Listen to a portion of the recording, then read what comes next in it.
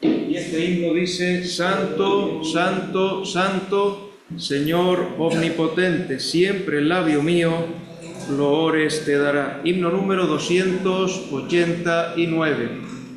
Santo, Santo, Santo, Señor omnipotente, siempre el labio mío loores te dará. Santo, Santo, Santo, te adoro reverente. Dios en tres personas, bendita Trinidad. Santo, Santo, Santo, el numeroso coro de tus escogidos te adoran sin cesar. De gratitud llenos y sus coronas de oro alrededor inclinan del cristalino mar. Santo, Santo, Santo, la inmensa muchedumbre de espíritus puros que hacen tu voluntad. Ante ti se postran, bañados en tu lumbre. Ante ti que has sido, que eres y serás. Santo, Santo, Santo, por más que estés velado, con sombras y el hombre no te pueda mirar. Santo, tú eres solo y nada hay a tu lado. En poder perfecto, pureza y caridad. Santo, Santo, Santo, la gloria de tu nombre, publican tus obras en cielo, tierra y mar. Santo, Santo, Santo, te adore todo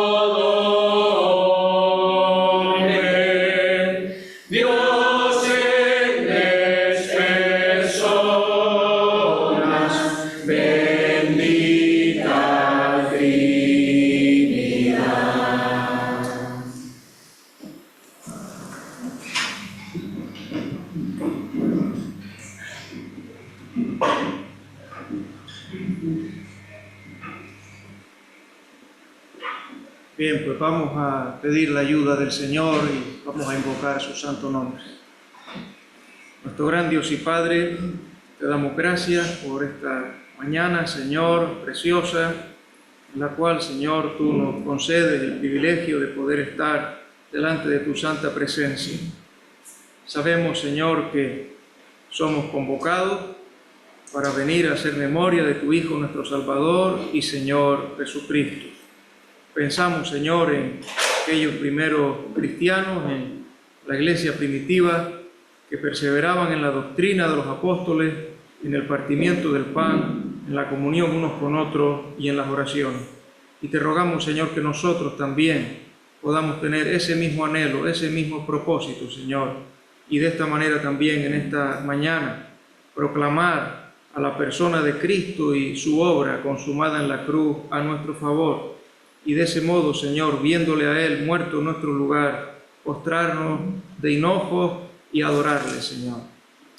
Ahora, Padre, hemos de abrir tu palabra y te suplicamos que también a través de ella podamos ser edificados, podamos aprender aquello que tú tienes para cada uno de nosotros. Tu palabra es viva y es eficaz y más cortante que toda espada de dos filos. Por eso, Señor, te suplicamos que tú la apliques a cada corazón, que tú nos des según la necesidad de cada uno y también según el propósito que tú tienes para nuestras vidas. Cuida también de aquellos que están impedidos, Padre. Si alguno está en indecisión, tráele también con bien y con prontitud. Y aquellos hermanos que han viajado, Señor, que están fuera, también guárdales, Señor, bendíceles, líbrales de todo mal, y que también en esta mañana en algún otro lugar puedan encontrarse con hermanos nuestros en la fe y también asimismo hacer memoria de tu Hijo, nuestro Salvador y Señor Jesucristo. Es en su nombre que oramos, en el nombre bendito de Cristo Jesús. Amén. Amén. Bien, pues vamos a tener una lectura en 1 Corintios capítulo 3.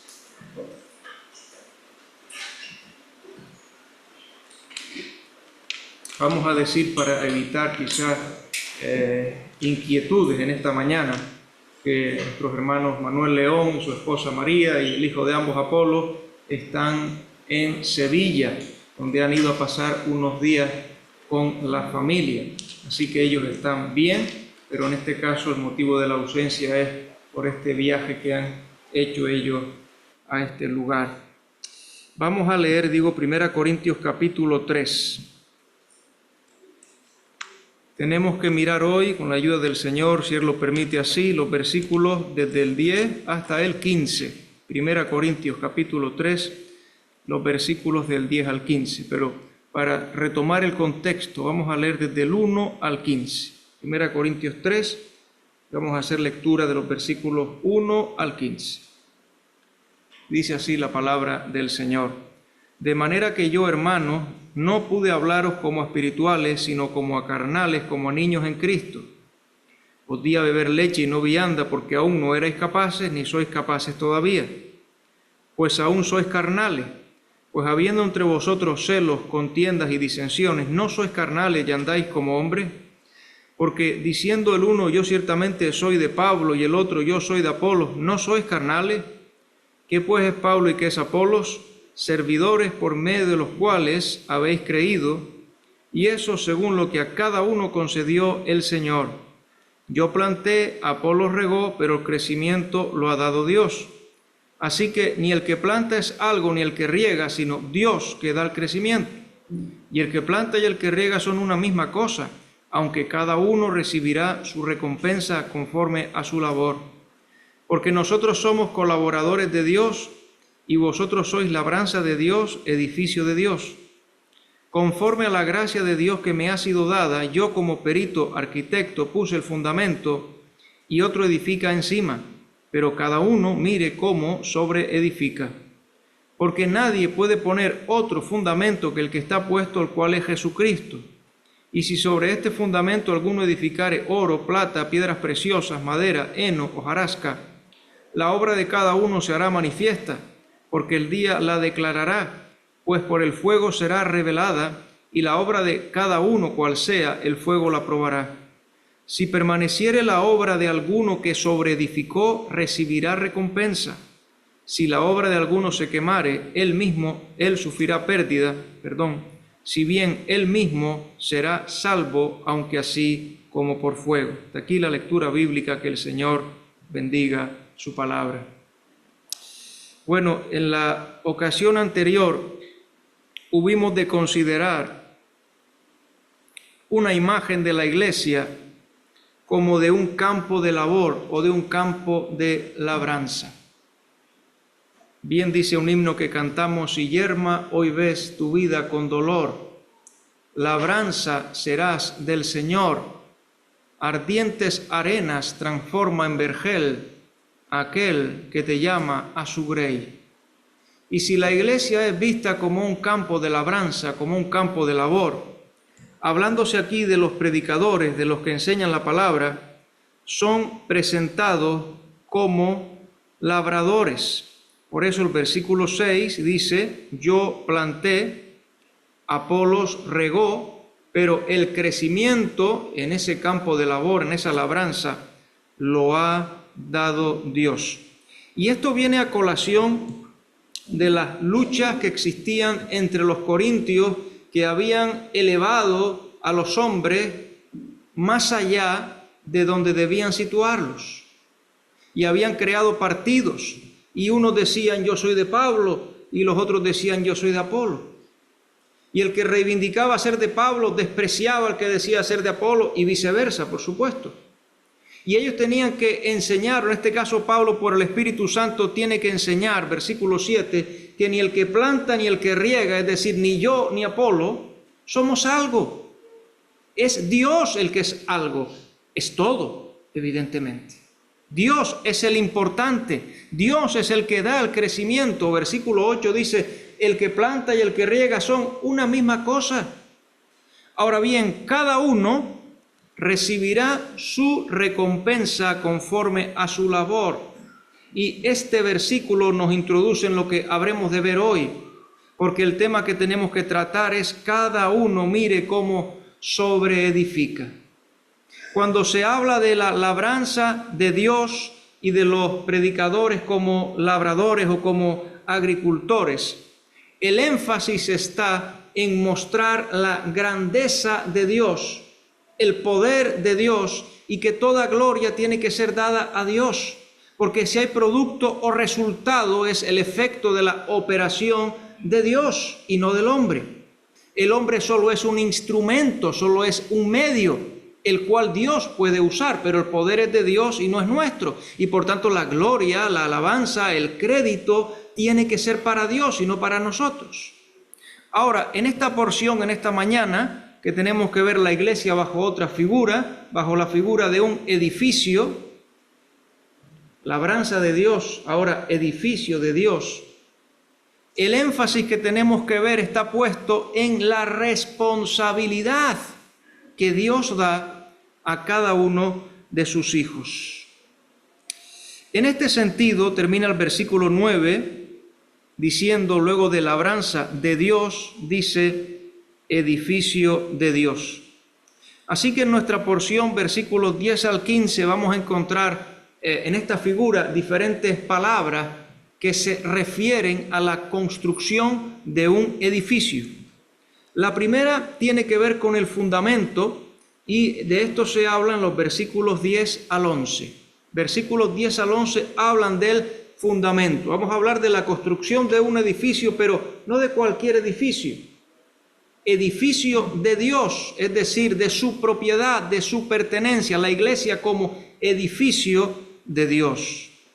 Versículo 10 dice, conforme a la gracia de Dios que me ha sido dada. Y aquí está comenzando recordándonos lo que ha sido el énfasis de la anterior porción. Vamos a avanzar unas páginas hasta el capítulo 15, 1 Corintios 15, versículos 9 al 10. 1 Corintios 15, 9 al 10.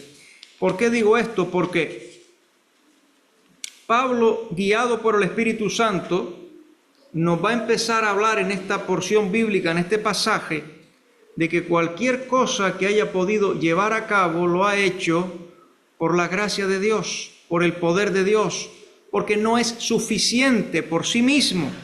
Miren, 1 Corintios 15, 9 y 10 dice: porque yo soy el más pequeño de los apóstoles, que no soy digno de ser llamado apóstol, porque perseguí a la iglesia de Dios. Y ahora añade: pero por la gracia de Dios soy lo que soy. En este caso se refiere al apostolado.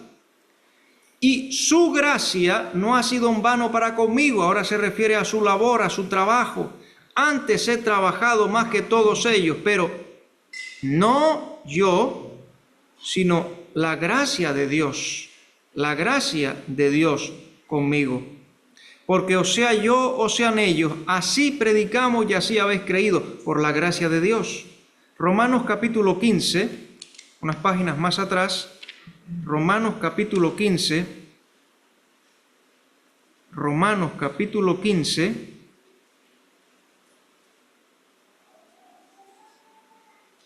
versículos 15 al 16.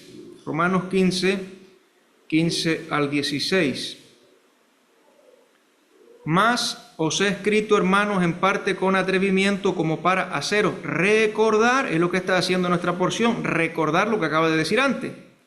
Por la gracia de Dios que me es dada, para ser ministro de Jesucristo a los gentiles, ministrando el evangelio de Dios, para que los gentiles les sean ofrenda agradable, santificada por el Espíritu Santo. Entonces tenemos la gracia de Dios, esa capacidad inmerecida, ese favor que Dios da y que da a sus siervos para que puedan hacer la obra. Retornamos, ¿verdad? 1 Corintios capítulo 3, versículo 10. Así que Pablo reconoce lo que ha hecho ha sido por la gracia de Dios. Y entonces, desde este punto de vista, sigue diciendo el versículo 10, yo, como perito arquitecto, puse el fundamento. Y aquí vamos a recordar algo importante. Estamos diciendo que la iglesia se contempla como un edificio que pertenece a Dios. El versículo 9 termina diciendo edificio de Dios. Y si vamos una página más atrás al capítulo 1, versículo 1, dice, capítulo 1, versículo 2. Capítulo 1, versículo 2 dice: a la iglesia de Dios que está en Corinto. Alguien decía, y entiendo que muy sabiamente, que Pablo fue guiado por Dios, fue usado por Dios para poner el fundamento. Pero, como perito arquitecto, pero no era la iglesia de Pablo. La iglesia no tomó el nombre de Pablo, ni la iglesia pertenecía a Pablo. Luego vino Apolos y haría otro trabajo, pero la iglesia no tomó el nombre de Apolo, ni la iglesia pertenecía a Apolo. Luego vinieron otros. Tenemos que recordar aquí, por la Escritura nos lo dice, es la iglesia de Dios. Pablo es un servidor de Cristo y el Señor le encomendó un trabajo. El Señor le encomendó un trabajo. El versículo 5 dice, ¿qué pues es Pablo y qué es Apolos? Servidores por medio de los cuales habéis creído, estaban al servicio del Señor, y eso según lo que a cada uno concedió el Señor. El Señor concedió a Pablo llegar a Corinto, anunciar el Evangelio y ver surgir aquel grupo numeroso de creyentes salvados por la sola gracia de Dios. Su cometido fue la de un perito arquitecto. Y esa expresión podría equivaler a un maestro de obra, un perito arquitecto, un maestro de obra. Así tuvo que poner el fundamento del edificio. Y en estos versículos 3 veces se menciona la palabra fundamento. Versículo 10, en el que estamos ahora, se habla de poner el fundamento. Ese es el cometido del perito arquitecto, del maestro de obra. El versículo 11 nos habla de la identidad del fundamento, que tiene que ver con la persona del Señor Jesucristo y con su doctrina.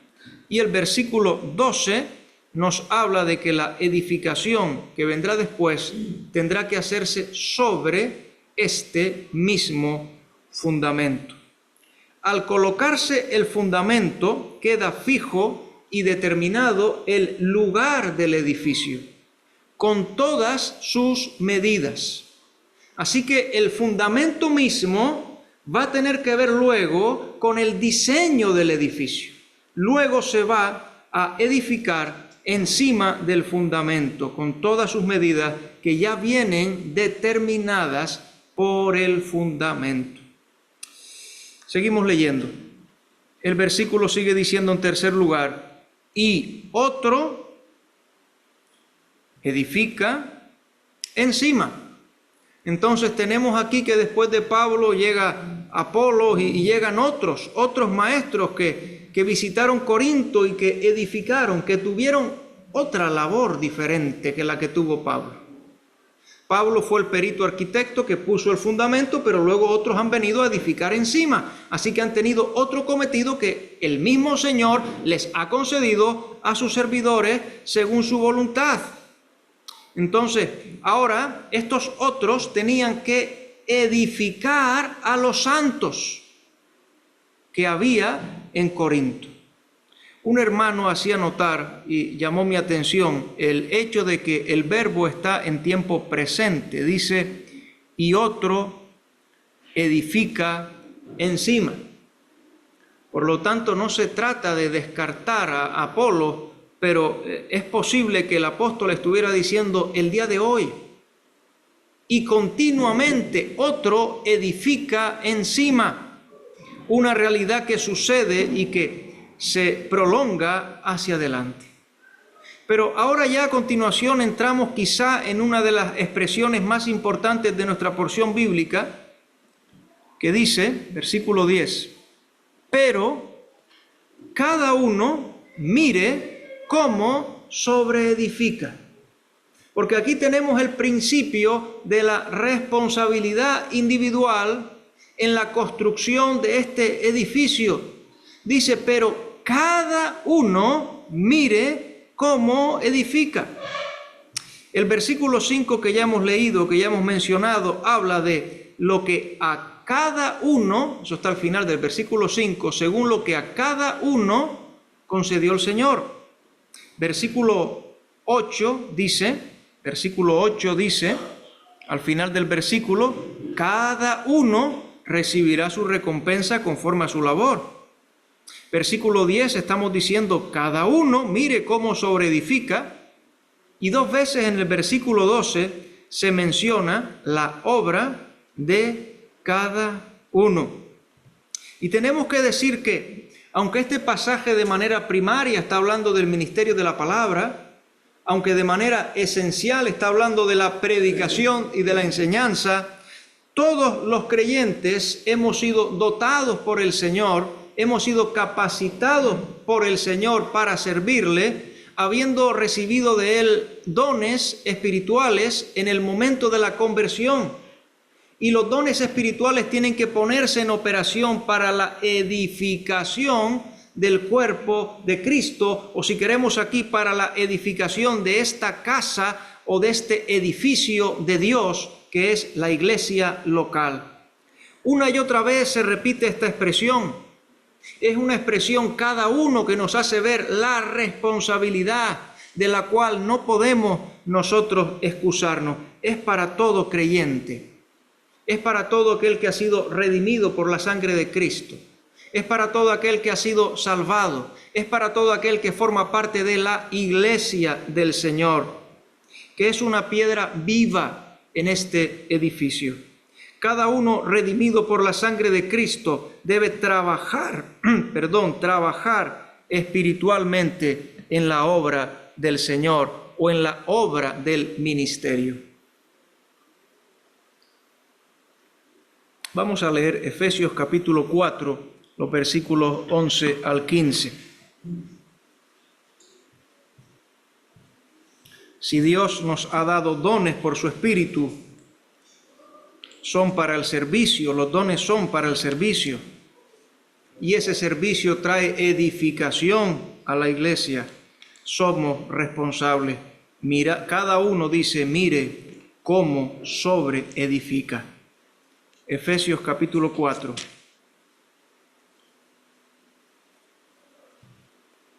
Dice, y él mismo, es Cristo el Señor, constituyó a unos apóstoles, a otros profetas, a otros evangelistas, a otros pastores y maestros, a fin de perfeccionar a los santos para la obra del ministerio.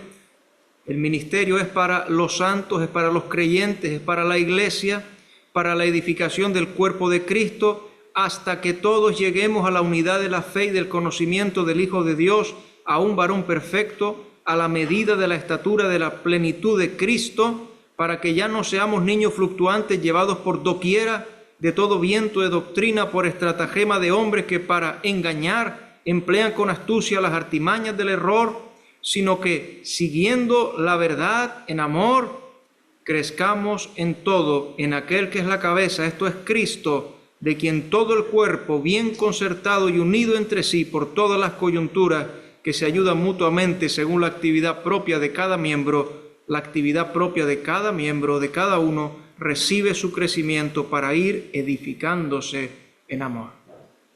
Y ahora aquí, por supuesto, sí vamos a decir, aunque sea una breve palabra, porque en nuestro pasaje, y volvemos a 1 Corintios 3, se nos está hablando del ministerio de la palabra, y es solemne, es muy serio el ministerio de la palabra. Subir al púlpito es serio, es solemne.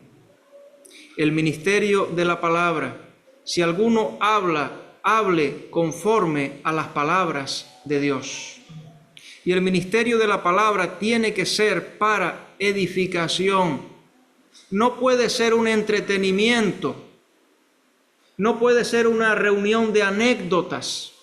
No puede ser ni tan siquiera algo que me gustaría decir porque me ha llegado de tal manera que he oído en el mundo. Tiene que ser la exposición de la palabra de Dios y lo que del Señor hemos recibido en su misma presencia.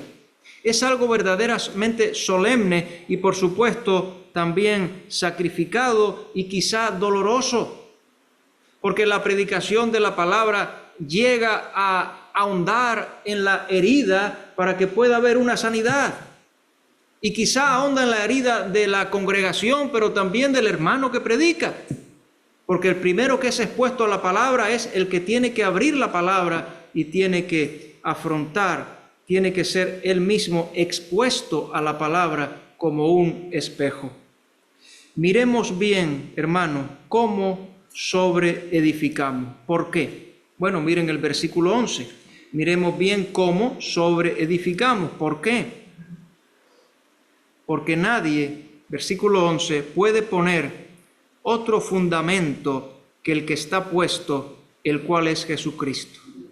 Y hemos dicho antes que el hecho del fundamento ya nos está advirtiendo de las características que después ha de tener el edificio. El fundamento está advirtiendo, está marcando, está señalando las características que va a tener el edificio. Nadie puede poner otro fundamento. Aquí el fundamento habla de la clara predicación del Evangelio, capítulo 2 del 1 al 5. Voy a hoy saltar la cita por amor al tiempo, pero luego se puede leer.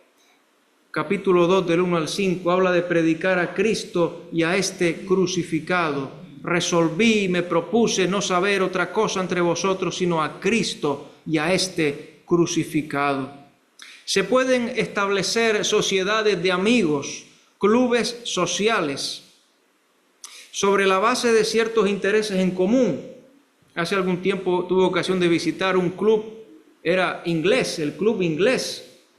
¿Qué tienen en común todos los que están allí? Que son ingleses. Está muy bien y pasan un tiempo agradable y hablan de el rey de Inglaterra y de sus costumbres sociales está muy bien, es un club social de ingleses. Se puede tener también un club de ajedrez, está muy bien, el deporte y hablar de ciertas cosas. Pero, amados hermanos, no es esto de lo que estamos hablando. Estamos hablando del edificio de Dios, una iglesia cristiana que tiene como fundamento al mismo Señor Jesucristo. Hay una sola ocasión en la que hay necesidad de poner un fundamento, y es en el inicio es para comenzar a construir. Una vez que está puesto, no se podrá reiterar, no se podrá repetir la acción. El apóstol Pablo puso el fundamento de la iglesia en Corinto, predicando a Cristo, su persona y su obra. Así el único fundamento, ese fundamento inamovible sobre el que puede edificarse una asamblea local, es Cristo, todo lo que es Cristo y todo lo que ha hecho Cristo. Así como solo hay un evangelio, solo hay un evangelio, eso lo afirma Gálatas capítulo 1. Vamos a leer estos versículos, Gálatas 1. También hay un solo fundamento para la iglesia. Gálatas 1, versículos 6, 11 y 12. Gálatas 1, versículo 6. No hay otro evangelio. 1:6. Estoy maravillado de que tan pronto os hayáis alejado del que os llamó por la gracia de Cristo para seguir un evangelio diferente. Dice ahora, no que haya otro, sino que hay algunos que os perturban y quieren pervertir el evangelio de Cristo. Mas si aún nosotros o un ángel del cielo os anunciare otro evangelio diferente del que os hemos anunciado, sea anatema. Como antes hemos dicho, también ahora lo repito, si algunos predica diferente evangelio del que habéis recibido, sea anatema. Pues busco ahora el favor de los hombres o el de Dios, o trato de agradar a los hombres, pues si todavía agradara a los hombres no sería siervo de Cristo. Mas os hago saber, hermanos, que el evangelio anunciado por mí no es según hombre, pues yo ni lo recibí ni lo aprendí de hombre alguno, sino por revelación de Jesucristo. Ahora, Hechos capítulo 4, versículos 11 y 12. En estas palabras de este fundamento de la iglesia, en este caso estamos pensando en la iglesia local.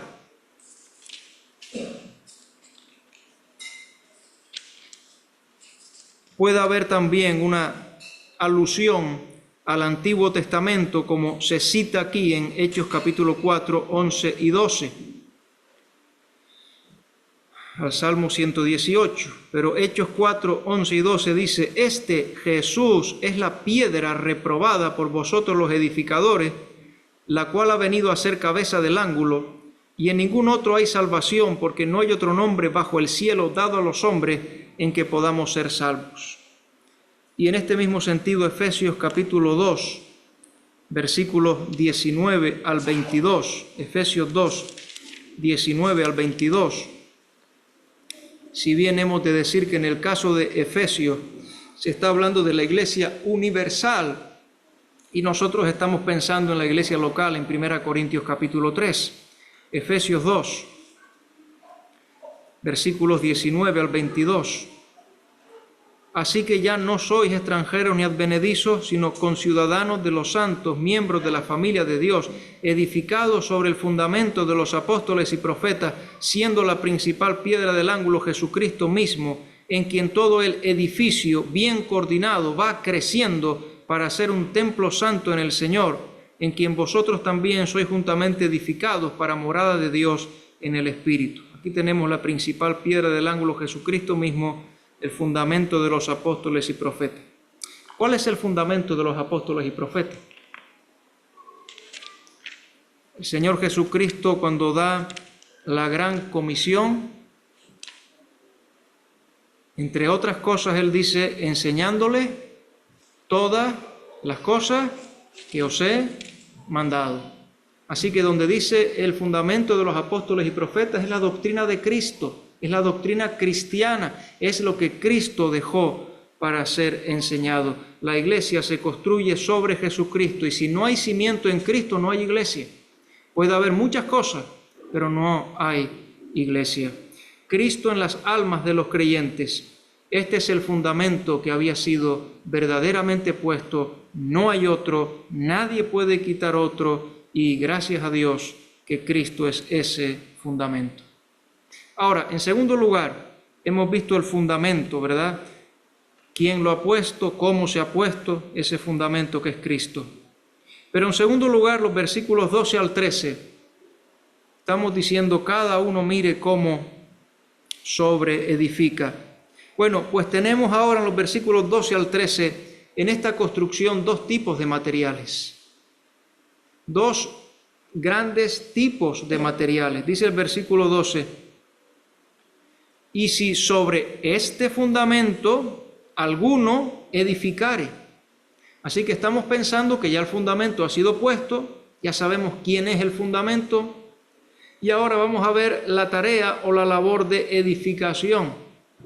Y a buen seguro aquellos que han tenido alguna vez que trabajar en la construcción saben que no todos los materiales tienen la misma calidad. Y saben que dependiendo del tipo de materiales que se empleen, podrá haber un resultado u otro. Seguramente a la larga, pero va a haber un resultado u otro, porque hay diferentes tipos de materiales. Los materiales pueden ser buenos materiales, pueden ser materiales valiosos, pueden ser materiales resistentes, pueden ser materiales perdurables. A veces nos sorprendemos cuando vemos estas grandes obras que se hicieron durante el Imperio Romano, hace 2000 o más años atrás, y las vemos en pie, pero nos entristecemos cuando vemos edificaciones de pocos años acá, y hace poco tuvimos un caso en nuestra isla y cerca de donde algunos vivimos, de una vivienda no muy antigua, pero se estaba viniendo abajo y tuvieron que desalojar a los que ahí estaban y aún creo que siguen desalojados. Bueno, los materiales pueden ser de diferente tipo y lo que se levanta aquí, ya lo hemos dicho, es el testimonio local. Estamos hablando del testimonio de la iglesia local. El edificio de Dios del que se habla aquí es la iglesia en Corinto o en cualquier otro lugar donde ha sido puesto este fundamento, el Señor Jesucristo, por algún hermano, por algún hombre de Dios al cual Dios ha usado en esta tarea. El primer tipo de material son los materiales de calidad. Vamos a ver qué dice aquí.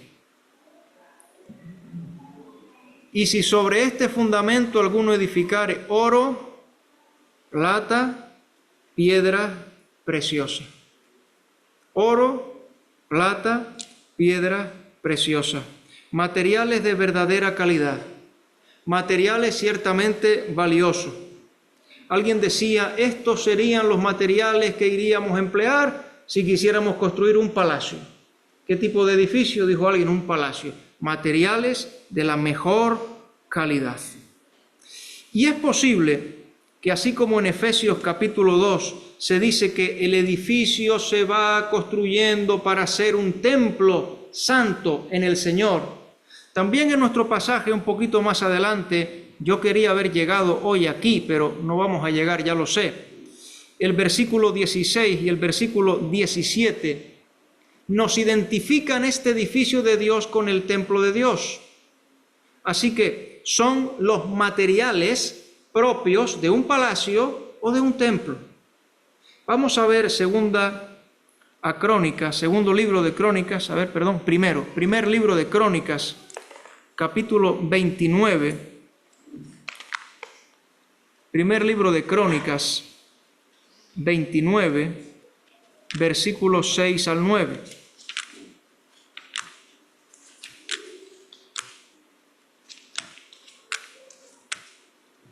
Para hacer notar que en la construcción del templo de Salomón, primer libro de Crónicas, capítulo 29, versículos 6 al 9, se emplearon en gran número estos materiales, entre otros, el oro, la plata y las piedras preciosas.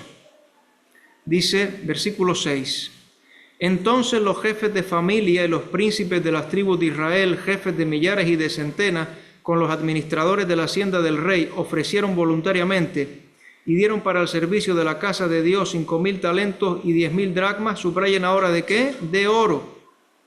10,000 talentos de qué, de plata. 18,000 talentos de bronce, 5,000 talentos de hierro, y todo el que tenía piedras preciosas las dio. Ahí está, todo el que tenía piedras preciosas las dio para el tesoro de la casa de Jehová en mano de Jehiel Gersonita. Y se alegró mucho el pueblo por haber contribuido voluntariamente, porque de todo corazón ofrecieron a Jehová voluntariamente. Así que aquí tenemos un primer tipo de material, materiales de valor, materiales permanentes. Y hacemos notar aquí en el primer libro de Crónicas, dice que fueron dados de todo corazón. Seguramente cuando la Escritura nos habla aquí de estos tipos de materiales, especialmente nos está hablando de la condición del corazón. Nos está hablando de la motivación del servicio. Porque aún lo mejor que pudiera ser hecho va a perder su valor si no es hecho, si no es llevado a cabo con el corazón que desea agradar y glorificar al Señor. La motivación del corazón. Sigue nuestro versículo diciendo, 1 Corintios 3:12, madera, heno y hojarasca, materiales inferiores que nos hablan de lo que carece de valor eterno, de las obras que se hacen en la fuerza de la carne. Y sí, recordamos que este pasaje desde el capítulo 1 nos venía hablando de la carnalidad, obras hechas en la fuerza de la carne. Es un servicio hecho para ser visto, es un servicio hecho para tener aplauso, que a lo mejor lo va a tener, pero nada más. Porque eso delante de Dios va a ser, dice, madera, heno y hojarasca, obras hechas en la fuerza, en el poder de la carne y para la propia autoexaltación. Aquí también el problema era el orgullo, como dirá al final de este versículo. Algunos estaban engañando a sí mismos, versículo 21, y gloriándose en los hombres. Eso, hermanos, no tiene valor delante de Dios. Ahora, ¿cómo podemos nosotros no podemos ver el corazón de las personas? Nosotros no podemos muchas veces saber la motivación de las personas. ¿Cómo nosotros podremos saber? Bueno, la Escritura, versículo 13, nos dice que la calidad de los materiales va a ser manifestada, va a ser declarada y va a ser revelada.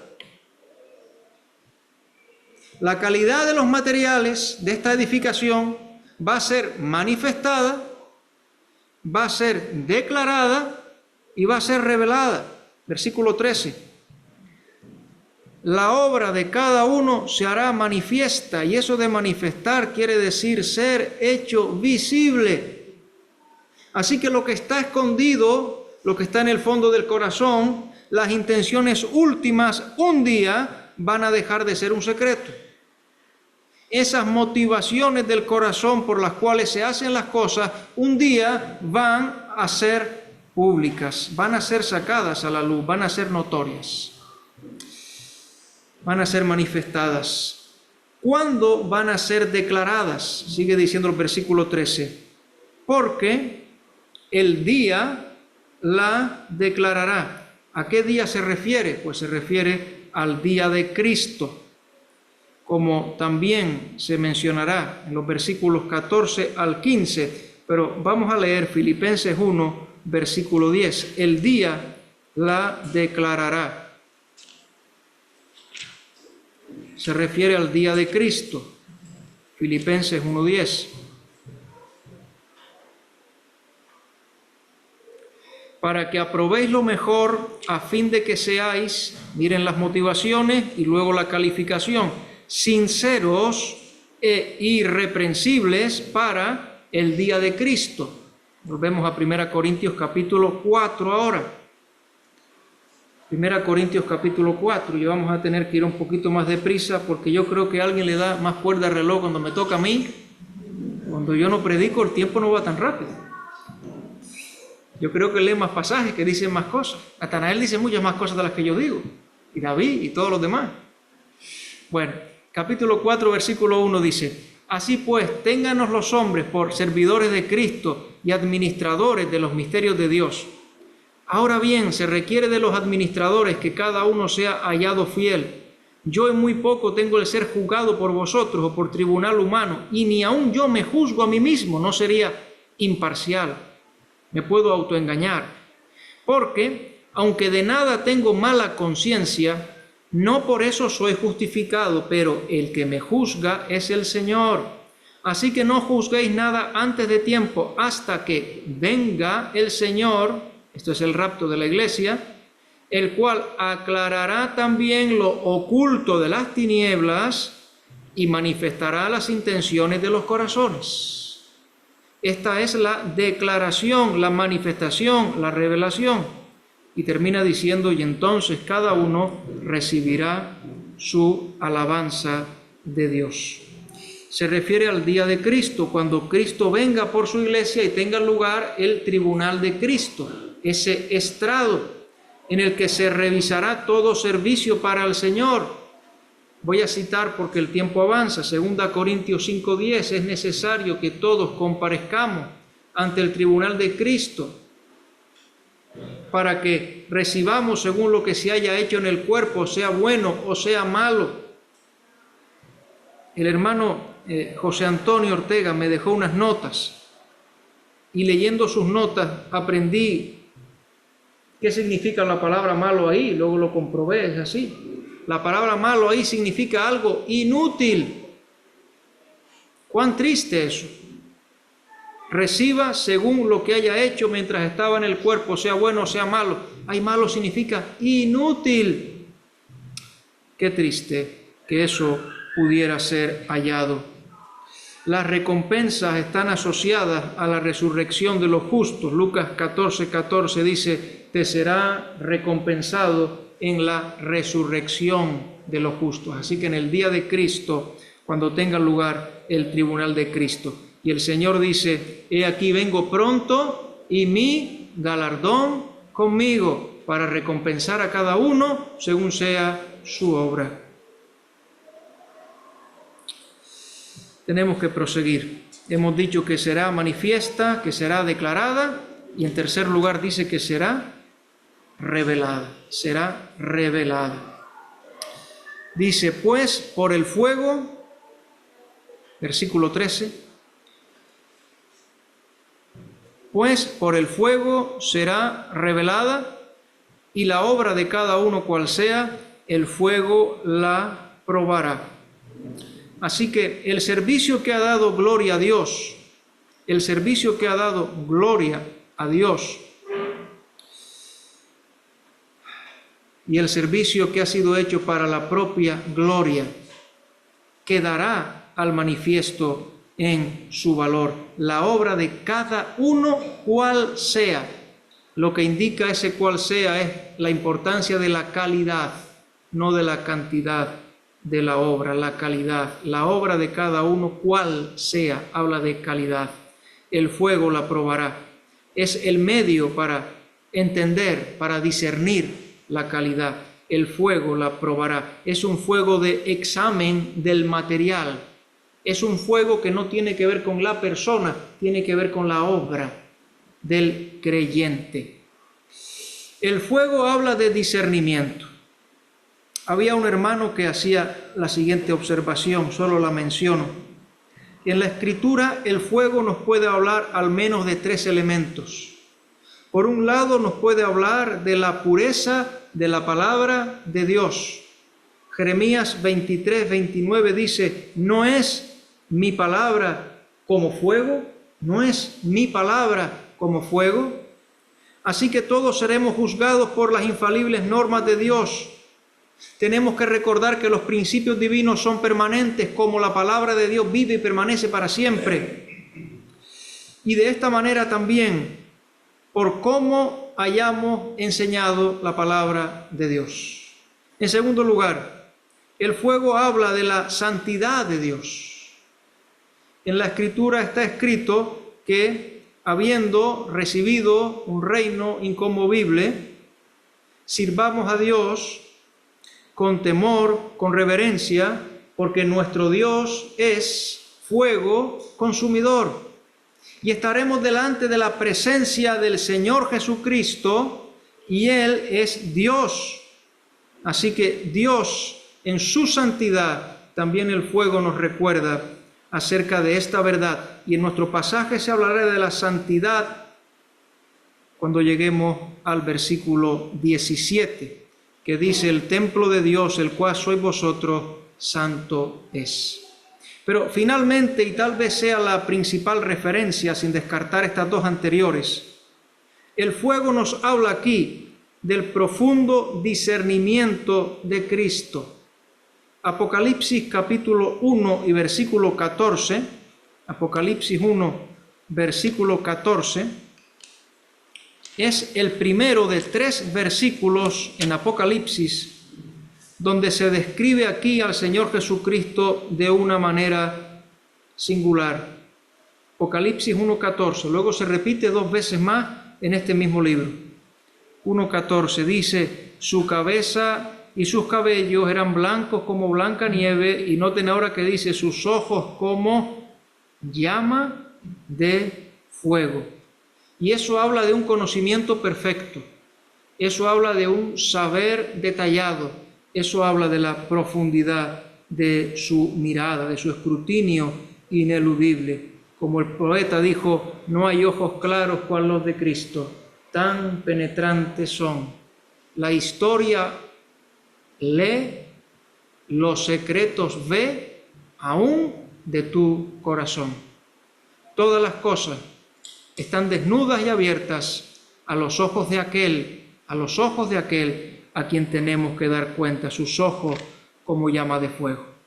Y terminamos entonces, amados hermanos. Versículos 14 y 15 nos hablan de 2 clases de resultados. 1 Corintios 3, 14 y 15. Hay 2 clases de resultados. Hay un solo fundamento, hay 2 tipos de materiales, pero hay 2 clases de resultados.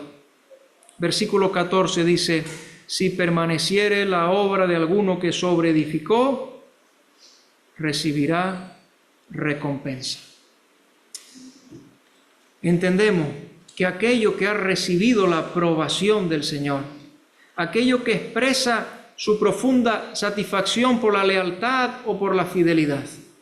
Y aquí probablemente de la recompensa que se habla es del reconocimiento del Señor, porque miren el capítulo 4, versículo 5 que hemos leído, al final del versículo dice: entonces cada uno recibirá su alabanza de Dios. La Escritura también dice estas palabras: bien, buen siervo y fiel, sobre poco has sido fiel, sobre mucho te pondré, entra en el gozo de tu Señor. Esto compensará el afán, los desvelos, las fuerzas gastadas en el noble servicio del Señor. Indudablemente en este mundo las fuerzas las vamos a gastar de una manera o de otra.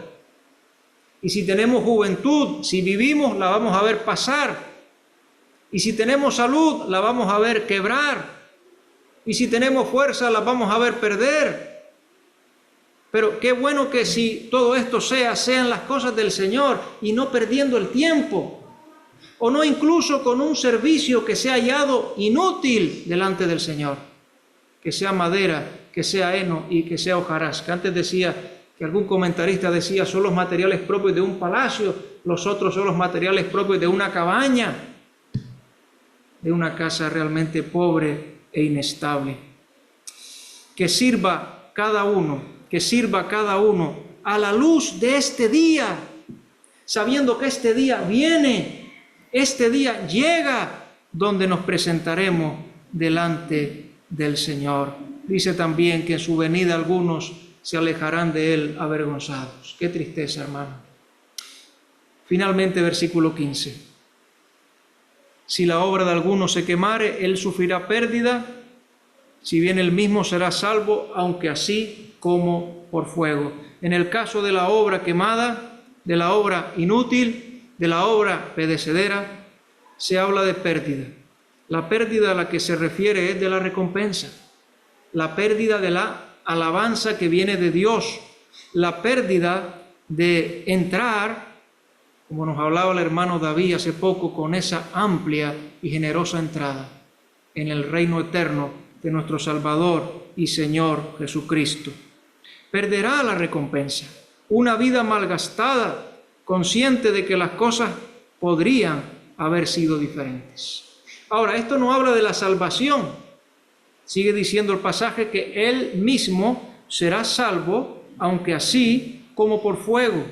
No somos salvos por obras. La Escritura dice, porque por gracia, de nuevo empezamos con gracia, vamos a terminar con la gracia, porque por gracia sois salvos por medio de la fe, y esto no de vosotros, pues es don de Dios, no por obras, para que nadie se gloríe.